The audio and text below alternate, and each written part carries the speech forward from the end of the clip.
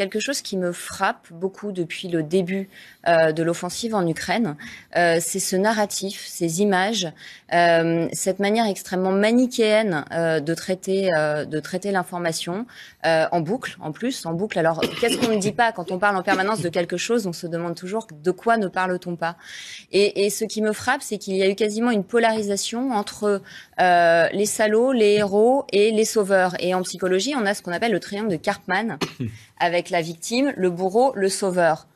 L'Occident se voulant le sauveur de la victime du salaud.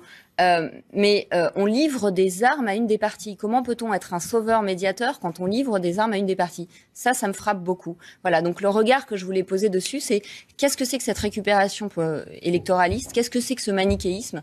Qu'est-ce que c'est que cette sémantique depuis que je trouve personnellement extrêmement cynique, extrêmement cynique. C'est la règle de la guerre.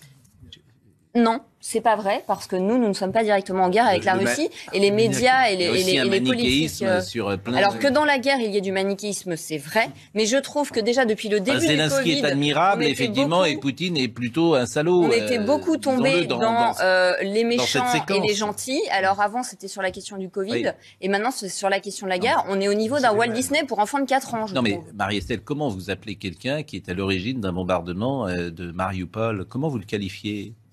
Non mais, vous dites c'est la guerre, c'est entendu, extrêmement intéressant votre action. C'est-à-dire que quand je désigne une sémantique et un narratif que je trouve particulièrement binaire et donc qui gêne les gens dans leur réflexion, alors on a énormément de choses à apprendre des rapports entre la Russie et l'Ukraine. Vous me dites immédiatement, donc vous êtes du côté de Poutine. J'ai pas dit ça. Absolument pas. J'ai dit comment je n'ai même pas la prétention d'être assez compétente pour avoir une opinion.